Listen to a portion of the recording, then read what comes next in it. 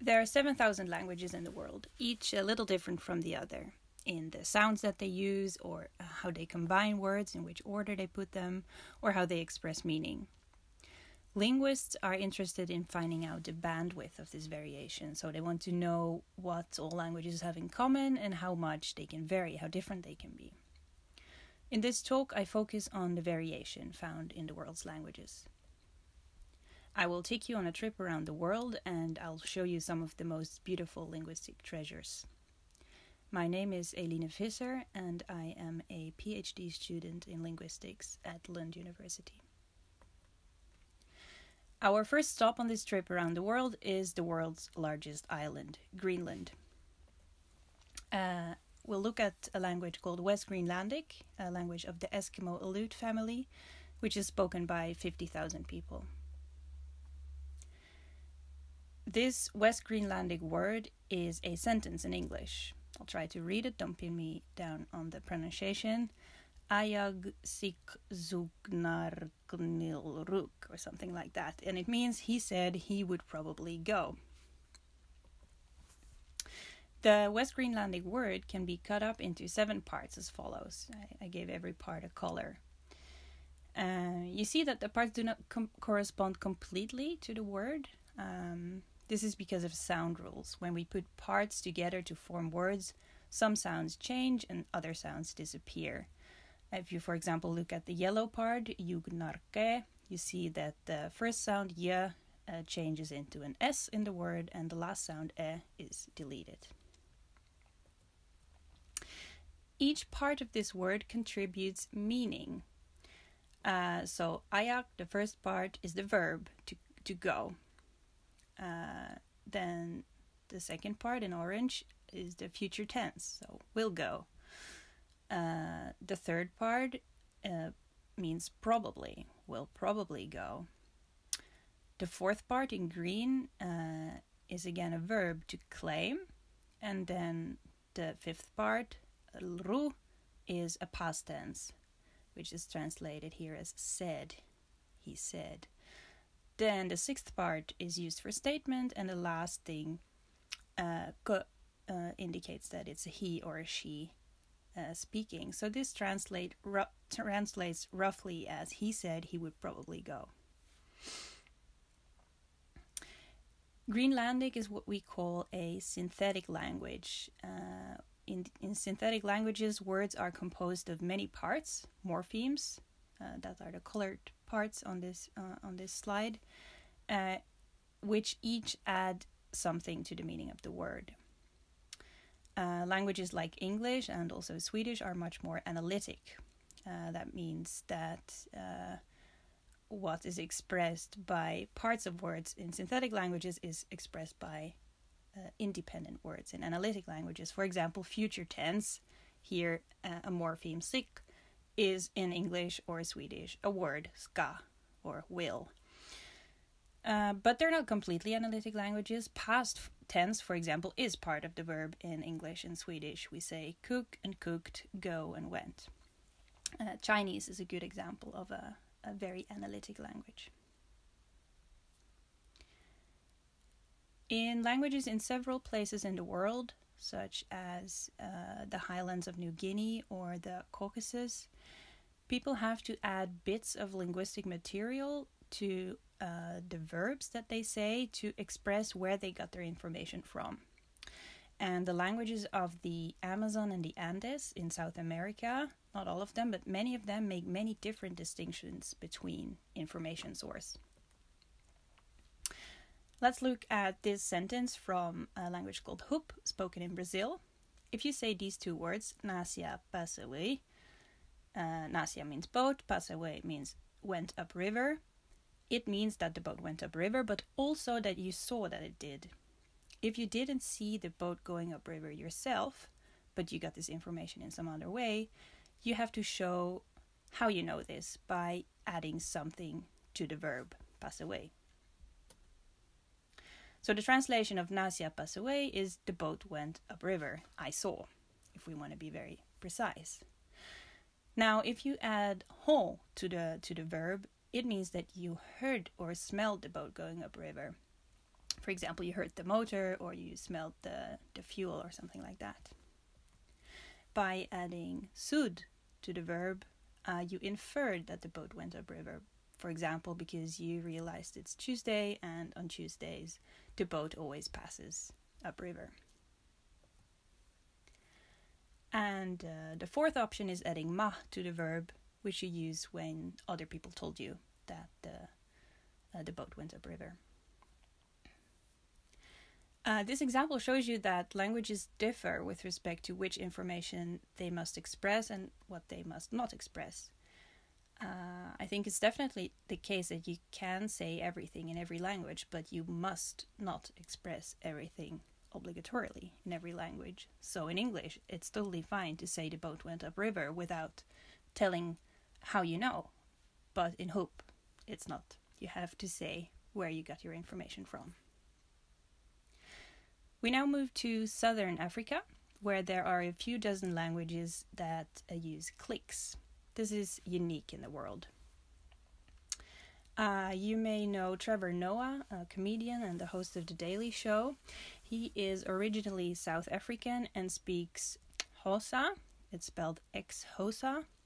You can watch this video later on YouTube if you want to hear him speak some on British television. Linguists write these click sounds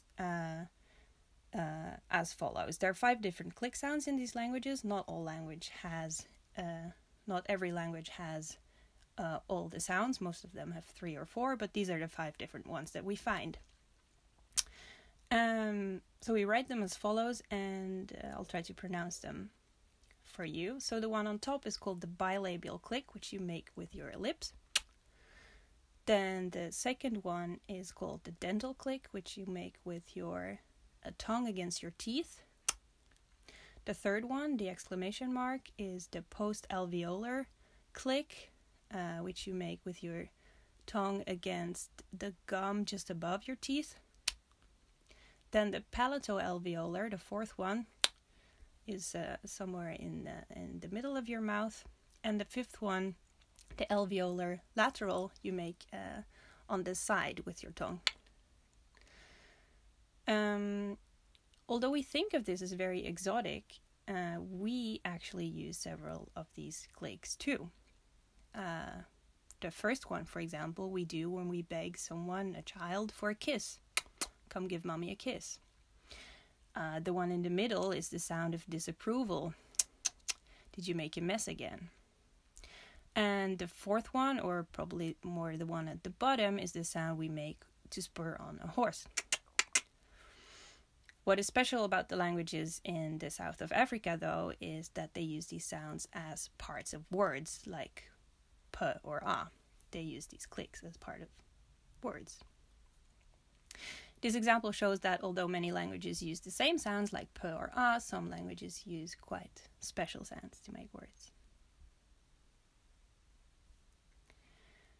Our next stop is the rainforests of Southeast Asia, where a diminishing number of tribes live as hunter-gatherers.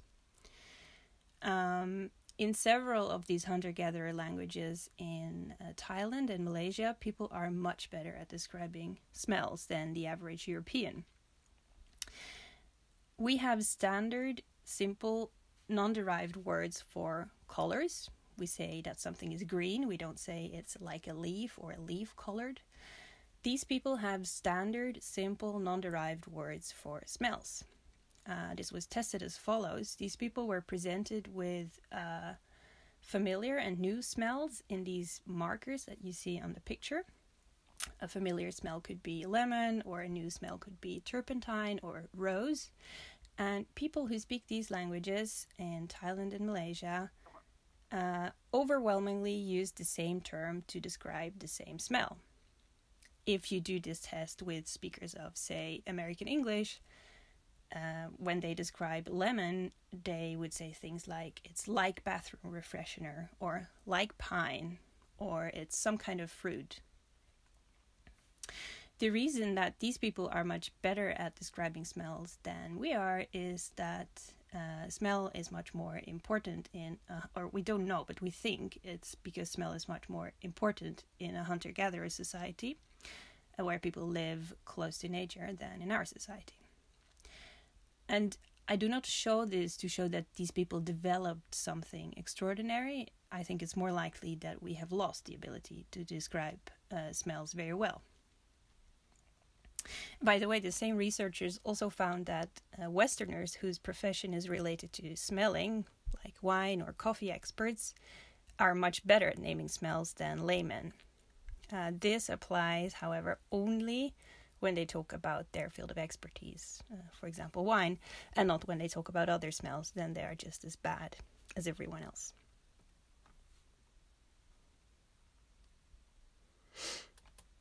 We now move to Australia, where we find more than 300 Aboriginal languages, most of which, unfortunately, are threatened with extinction. In many Australian languages, a word order is not what helps the listener understand who is doing what to who. In English, it is. You always get the subject first, then the verb in the middle. Well, not always, but in a basic clause, you get the subject first, the verb in the middle, and the object after it. So in the clause on the slide, you get the man, the subject who does the thing, the verb kill, and then the object, the thing that is being done something to, the kangaroo, last. In Warlpiri, a language spoken by 3,000 people in Australia, the variants on the slide all express the same thing. The man kills the kangaroo. So you can start the sentence with the man, you can start it with the kangaroo, or you can start it with the verb. It doesn't matter. Anything goes. Although not anything. You may have noticed that ka, which expresses that it is a he or she performing the action, what is expressed with the s on the verb in English, that must be in second position always. Australian languages are not unique in allowing so many word orders. Latin was also very liberal, but in Latin there were, at least in written Latin, there were preferences for certain orders, and this is not the case in many Australian languages.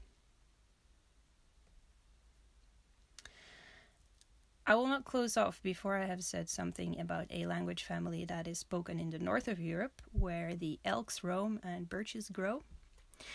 Scandinavian. It is already weird, if you compare with the world's languages, to have something like a definite and an indefinite article. So in English you have a moose and the moose.